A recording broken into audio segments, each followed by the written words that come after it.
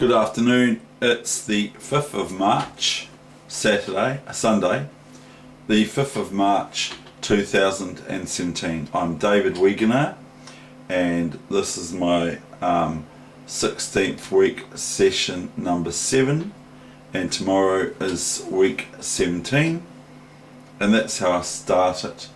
My title also is week and then whatever week it is, and then I put the number symbol and what thing it is. Anyway, today is for Christchurch a hot day, and this morning or just a wee while back I noticed it's 12:43 for those who are pedantic, and it might even be 12:40 PM here on the Sunday with lovely weather outside, but you can't see it because I just turned my light on and shut my curtains to do this video. And anyway, today I witnessed a whole lot of cars from Sumner Beach, people that live at Sumner Beach, travelling to Brighton Beach, and I saw a lot of Brighton Beach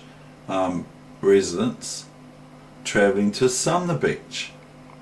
See, the sand is always greyer or whiter at the other beach, or the grass is always greener. You get the point. Anyway, this is this game I have for you today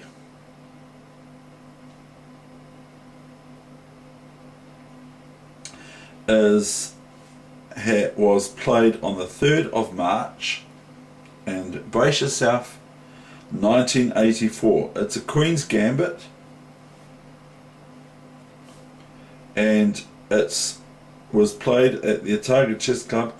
I'll reiterate the age of the game.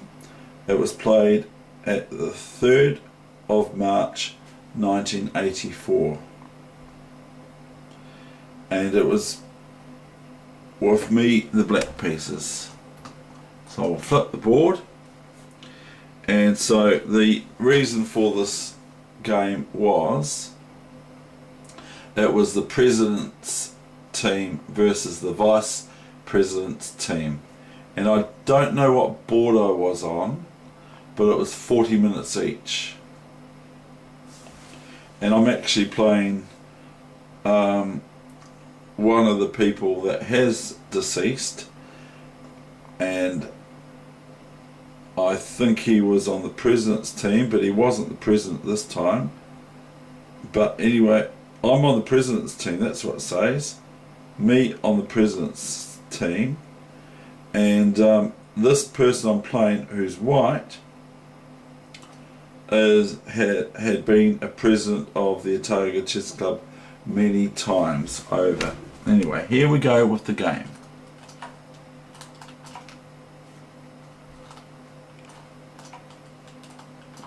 So the typical moves of the Queen's Gambit, or whatever you want to call it.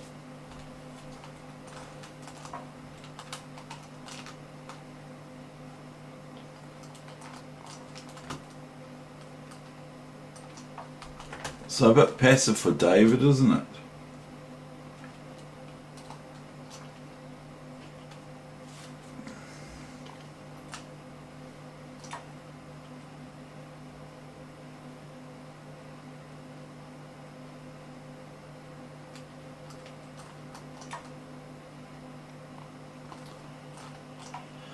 So good, he's lost something here, boys.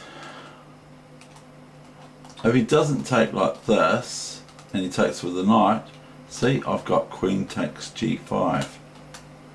So this is the wee trick, but it's not really a trick, but white's not played very well, they already lost a pawn.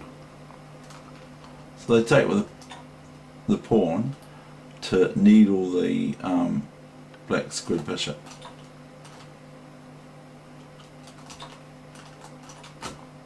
Who knows? This could be all book and I could be playing into it. Now I just want to pick up my pawn pick up a pawn, and see a pawn, pick it up, put it in your coffee cup. Now I just want to pick up a pawn and then run away with the loot.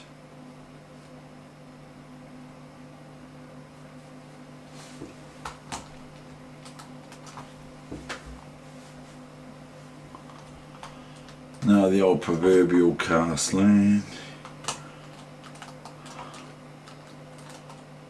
Obviously attacking the H pawn with check, and then getting a pawn back at least, plus reasonable play for white.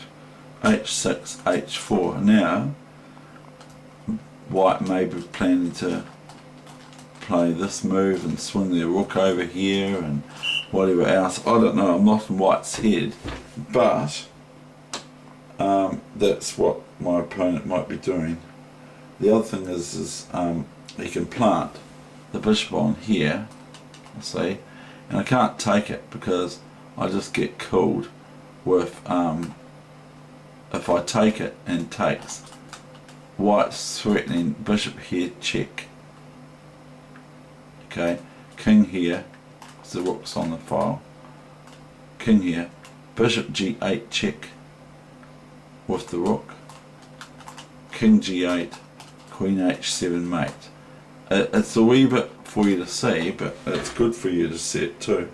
Okay, h4, so black's got to think about those sorts of, not that white, see, here comes that move, I told you, but not that white has to, what black has to take the bishop if it moves to g5, because it's not very good, it just loses. See, I told you, this move's coming, and it did. And so what do I do, is what Nimzowitsch says, is, other people say it too, is where you're attacked on the flank, go play it in the centre. So I play e5, d-e5, knight e5. Now that's really quite devastating for white now, because all the yeah, basically white has to defend this pawn now, or eventually has to defend it.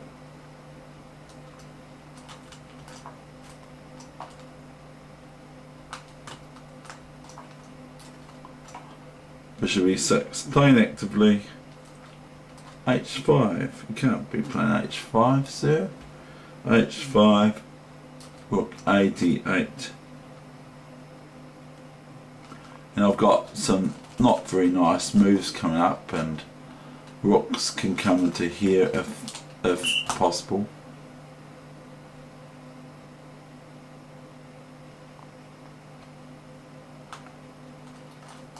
So white rids themselves of the prospects of that terrible knight on e5, which was going to be a real big nuisance to white's camp.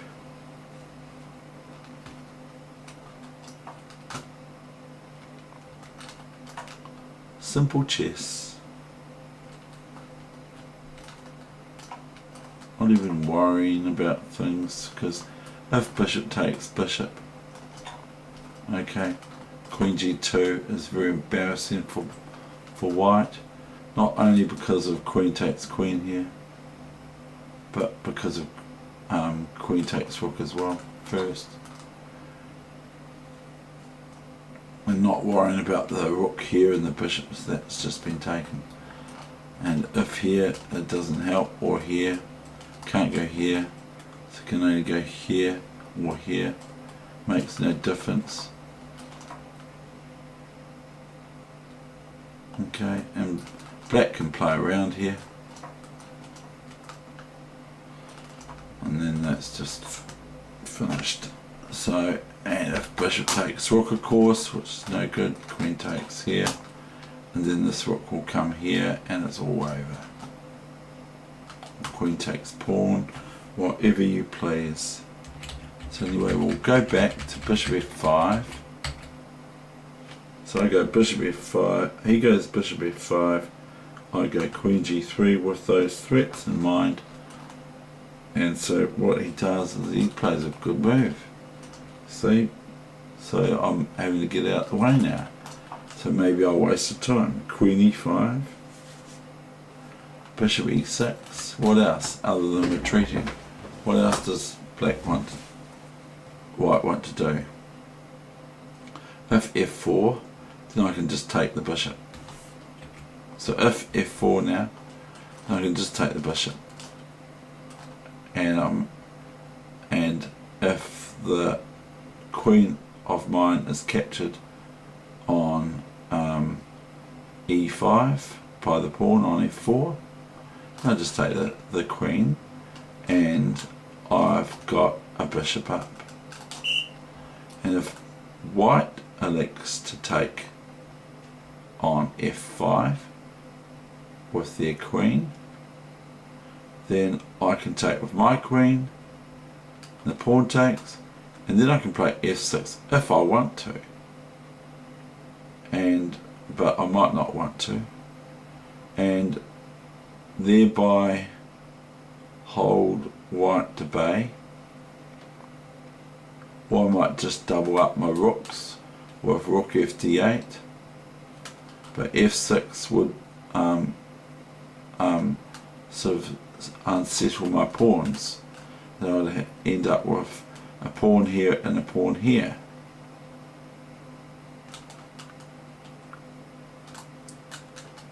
So I can show you what I mean. I should actually. Right, say for instance here, here, here, and white can also play pawn takes here, keeping the queens on. I can just come here and etc. But this pawn I don't want to really have come here, because I can't push this pawn here, because it's pawn takes and pawn takes, rook takes or queen takes if it's not checker mode, of course. So I will probably, if that was the case,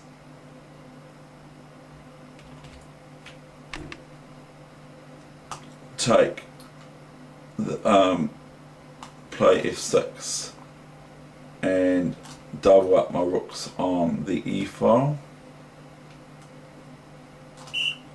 or the d file.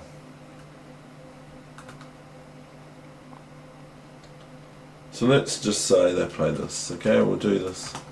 New variation still. Bishop f5, queen f5, queen f5, g f5. So what I'm talking about is this. This does give white a hole here. Whether or not it's going to add to anything or not is another question, but I don't want these rooks marauding me on the 7th rank as black. So black could play this. Is it my move yet? No, f6. So white could play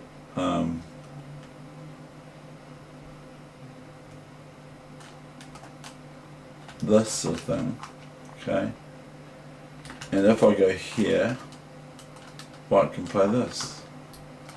If I go here, check, then I'm facing this pawn, so I have to defend it or something. Meanwhile, so it's a different game than what we played anyway.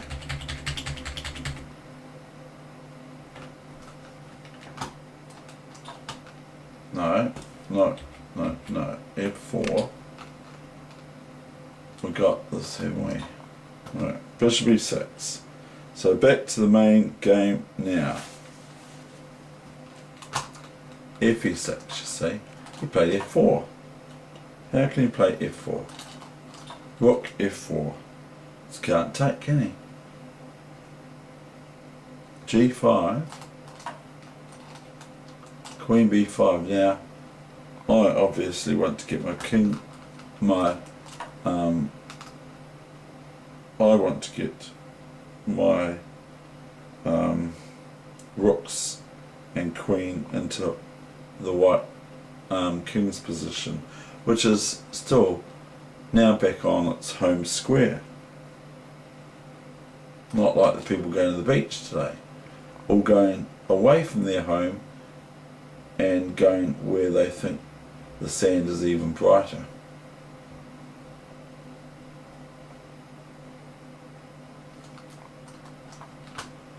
Black has to be careful for this, and queen here to g6, and then there's a threat of queen g8 mate, a threat of queen h6 mate.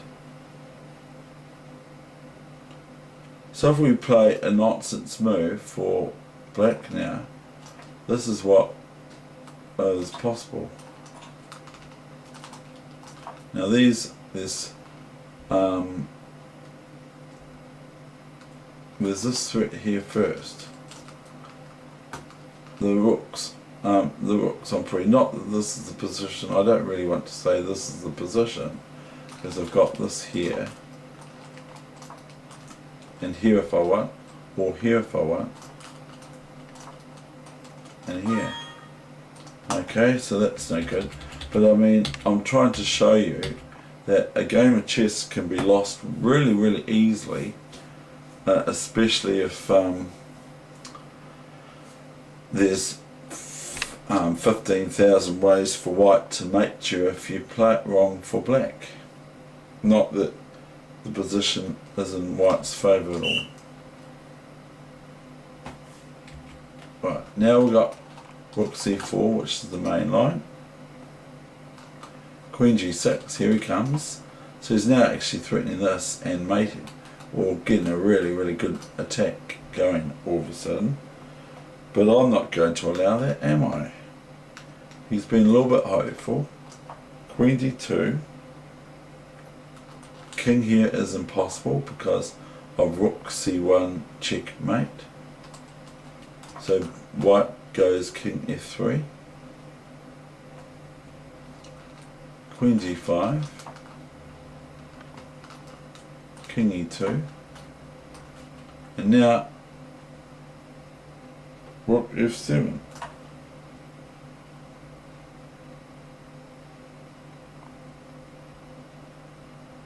Isn't that good?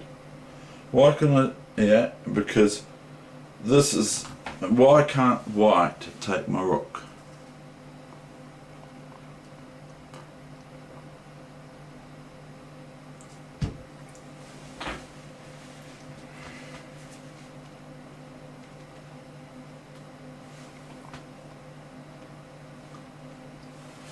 So if queen takes rook, thinking, yay, I won a piece, I've won a big heavy item. What does white get met with? What's black's response? Remembering that now the queen's on the F file for white, the white queen. So rook f7.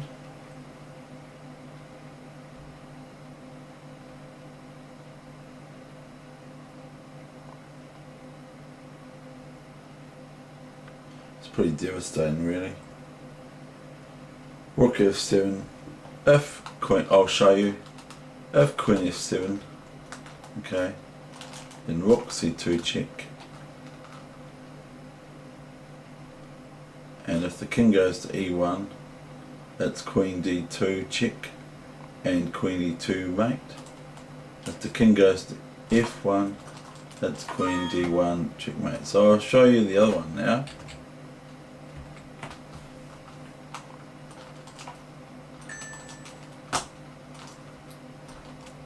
This one here, and this is checkmate, this is checkmate, and this is checkmate. So there's 3, 4, 5,000. This is checkmate.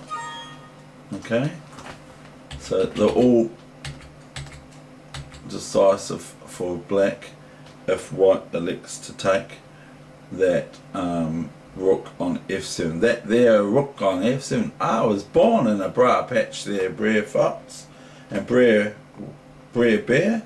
I think we'll throw Brer Rabbit into a into a bra patch. That's what we're gonna do.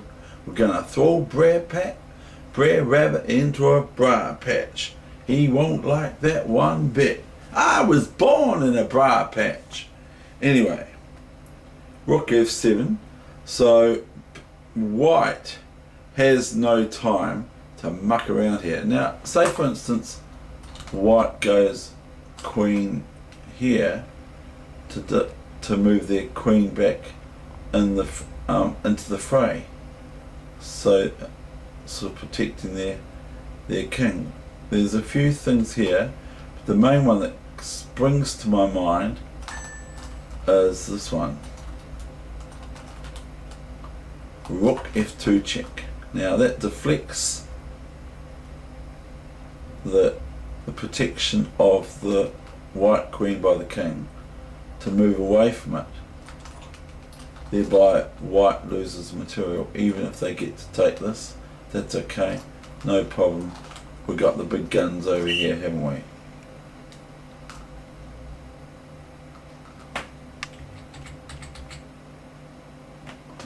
So white now plays gh6. Now as far as I'm concerned, totally lost from here now in.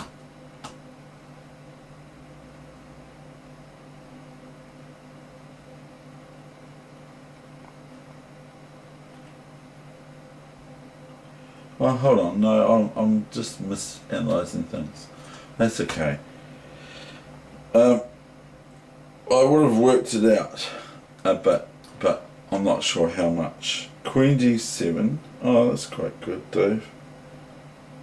King d3, rook d7,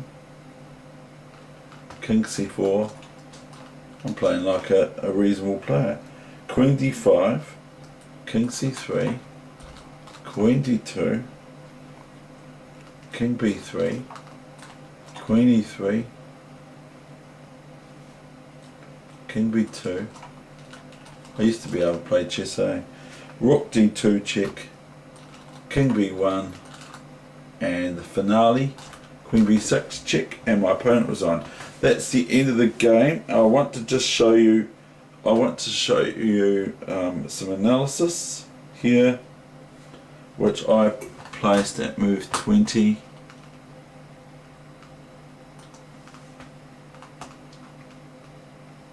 Bishop e5,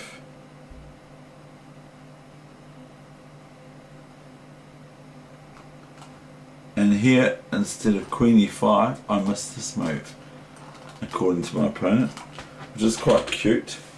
Bishop c4, new variation, queen c4, rook d2, boy am I annoyed, rook d2, king f1,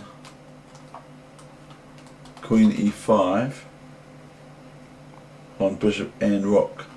So I'm threatening the king and the bishop on h7, and I'm threatening the rook, and that's what my opponent gave, but I don't think it's better. I've got this move now.